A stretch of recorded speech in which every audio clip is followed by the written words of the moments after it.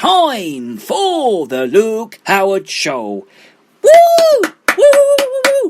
Woo! Thank you very much. Thank you. Woo! Woo! Thank you. Well, you're really excited today. Woo! Woo! Woo! Thank you very much. Thank you.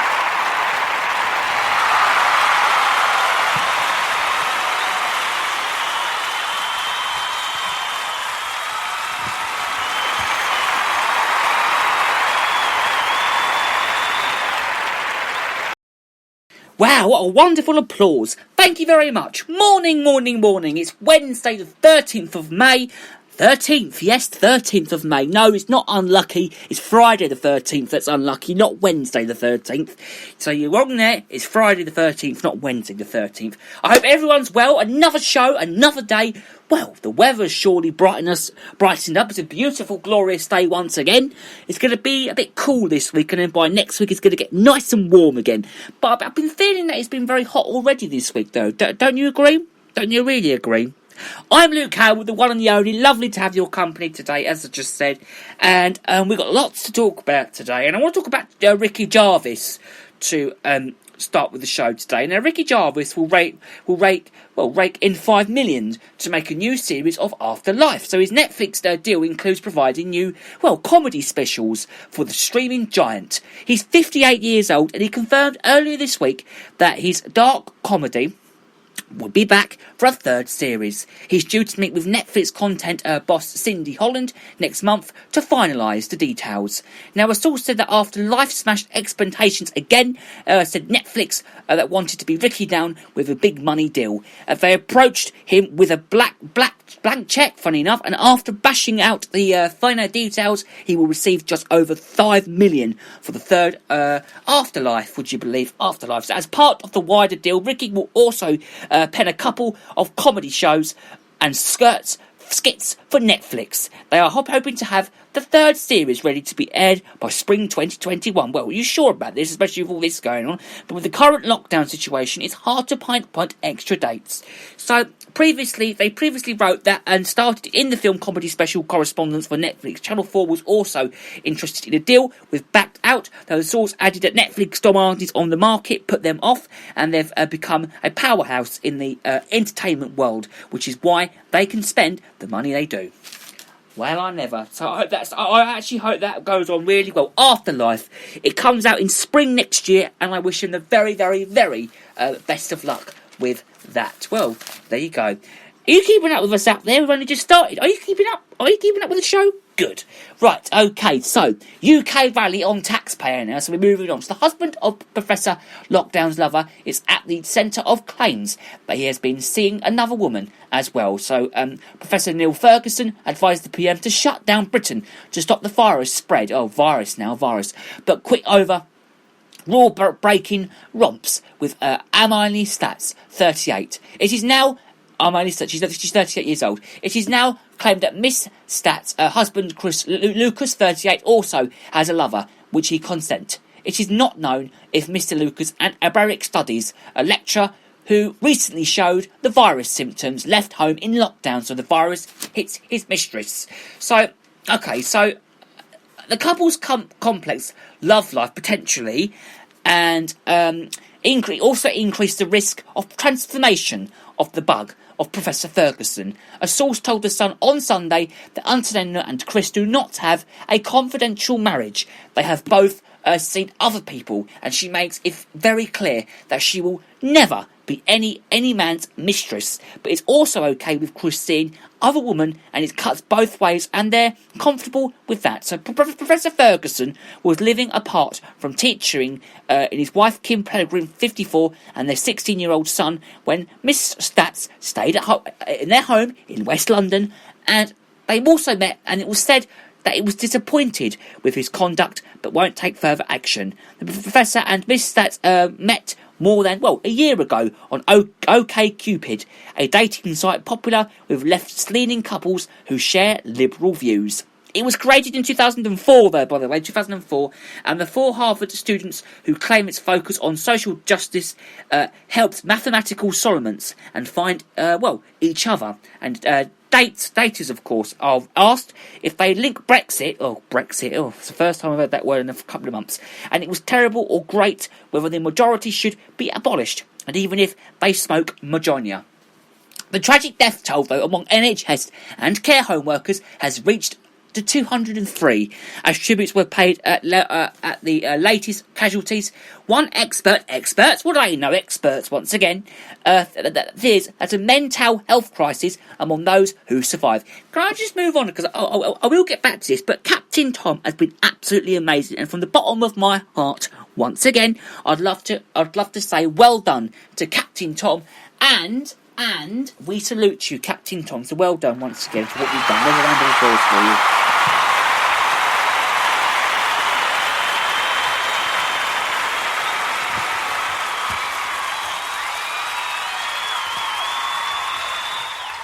We love you, Captain Tom, and we salute you. We really, really do. So the impact of what they have seen and will only be realised in these weeks, months and years afterwards. Now, did you see the other day on Good Morning Britain with Piers Morgan when he had a go at that cleaner? Oh, gosh, it was amazing. I'll get my son. My son's a cleaner. It was brilliant. Very, very funny. Piers Morgan, you're brilliant. Just like me. Just like me. So they've seen, well, it will only be realised, though, in weeks and, of course, years afterwards. So among new victims is father of four, Agustin Errol Mansay, a nurse in Northamptonshire, and his top boss, Angela Hillary, said that he cared for some of the most vulnerable lives and has been transformed because of him. Gran Rachel Maccabee-Chilk, Andrew, 67, is another lost hero. She retired for 2 years and she went back to the frontline nursing and died in London. Now, renowned cancer specialist Dr. Tracy Sheffy, 61, a consultant in Diamond Valley Hospital in Dartford, Kent, which I know Dartford very well, has died of the virus despite having no underlying health conditions. His wife Vera said even after he had developed symptoms and isolated at home, he continued to do telephone clinics. And Carol Chancellor, a children's social worker and gran in Liverpool, died after a strong and vigorous fight. Plans for the early release of thousands of criminals was ditched yet the other day after a rebel line by the Tory MPs. Up to 4,000 lags were due to be let out of prison 6 months before the halfway point and sentenced to avoid the outbreak of coronavirus behind bars, and Justice Secretary Robert Buckland insisted that the move was needed to stop the NHS from being overwhelmed. So it was also axed as former Home Secretary David Davis, well, he threatened a revolt, and fellow Tory Philip Davis and branded the policy as a brilliant of the party's voters. Well, I never. Another great story. Another great one. Absolutely amazing. Right, I want to talk about Spain now. Okay, we're going to get serious because I want to talk about Spain and Italy. So Italy's government, we'll start with talking about Italy, because Italy's government has set out a very limited roadmap out of lockdown, with retail shops opening in mid-May. Really? Bars and restaurants and salons from June will open again, and schools will not open until September. The first very limited measures were limited in Italy on Monday, allowing people to visit close relatives to exercise further from their homes. But even that has already caused problems. The mayor of Milan issued a furious threat to close popular public spaces after images emerged of people socialising and drinking in the city, which is true because you've had that in a lot of places at the moment. A lot of places have had a lot of people ignoring the rules, and it's not right. People, you need to listen what's going on at the moment. You need to listen. So after so long in lockdown, the temptation is to feel a sense of normality, but lifting or breaking measures early may result in another outbreak, more lives lost, and even lockdown later. The reality is that reflecting is this virus is the fight, and we all need to be in this together, because we do. So let's turn to Spain now, because parts of Spain will start the next phase of easing lockdown today. And it's today, is it today? Is it today? No, it's Monday. They started on Monday, and its death toll continues to fall. Then the regions covering 51% of the population, including the Canary Islands and Balearic Islands, had met conditions to allow the relaxation, and said that officials and residents can travel within their province.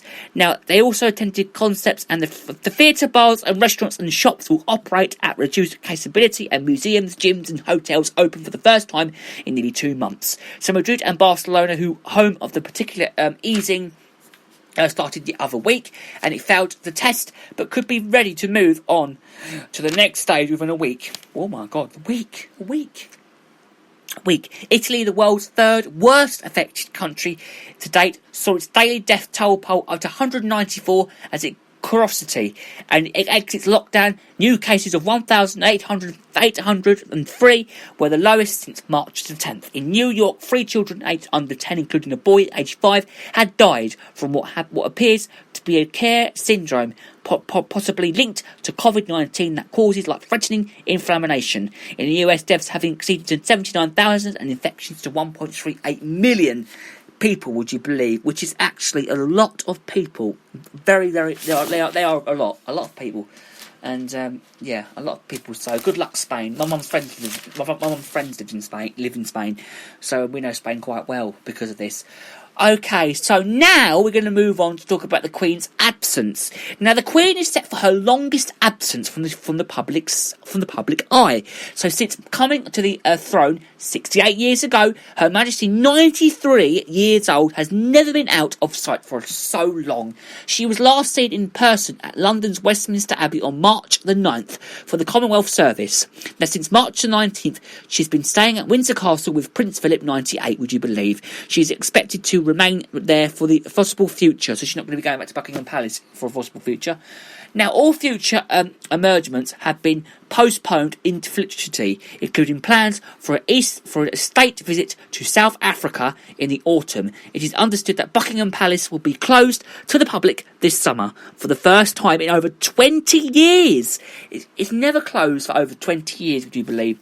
So a source said that she's going to be taking all appropriate advice and she wants to be seen as being responsible in her actions. So one of the first is to download the new NHS contact tracing app now. I'm talking about contact tracing app for the NHS. Now, it's a virus test result, and mum of 2, Leanne Phillips, 35, is part of a 2-week trial on the Isle of Wight. She was tested after a man sneezing as she stopped but waited five days for a negative result, and she said, "I'm so revealed." So, brushing your teeth as well can help to protect the virus, of course, and a top dentist has also claimed that toothpaste contains the same deterrents as hand wash gels and can be a barrier for 3 to 5 hours. Now, Professor Martin Addy of Bristol University said it's surprising nobody's impressed it. The importance of oral hygiene too. Wow. So, print for us slow and stay safe into the lockdown today. So, ex-Tory leader Ian Duncan Smith believes that the health warnings have been too stark and to stay at home payments too generous, would you believe? Too generous. And he warned that Mr Johnson, it will be a massive undertaking to comfort the nation as it is safe to venture outdoors again. So Mr Duncan Smith said that the government's ferretic on the dangers of the virus has been so frightening, nearly everyone has brought into it, and strangely the general public has grasped the idea that the economy is in deep trouble, but many are happy to accept the huge thoroughly payments that they have recovering to stay at home and do nothing, absolutely nothing. So people just stay at home and don't do anything. Don't do a lot. Just don't do anything. So let's move to drama now. I want to talk more about drama because there's a new drama, Paul and Anne together at last in the afterlife. So the couple at the centre of one of the greatest end-credit sitcom romance have finally got together thanks to Ricky Gervais. Again, as I just said earlier on, so millions of viewers are used to tune into the BBC's ever-decreasing circles to see the possible Richard Bryars and long-suffering with Anne, played by Penelope Wilton, who would eventually pair up with smooth neighbour Paul, actor Peter Egan. So now 36 years after the first episode aired, they finally walk off into the sunset in a scene in Jarvis's hit Netflix show Afterlife. So BAFTA Honorary Award-winning Jarvis character Tony plays matchmaker to the couple in the second series. So Penelope 73 plays a widow, and those gratified meetings with Tony who help him find a way through his own grief. Now, Peter 73 is the wide sale owner of the local paper Ricky's character, who works on older couple who even have the same character names. Paul and Anne, as they did in the 1980s sitcom Walk Off Together after meeting on a church bench. At its peak, 12 million viewers tuned in to watch it on BBC One's show. the BBC One show, of course, which saw Anne married to significant Martin, but tempted by former army official Paul's easy charm. Now, Jarvis is still a self-confessed fan, and 7 years ago he begged BBC bosses to rebroadcast the show as a tribute to star Richard Brez, who had died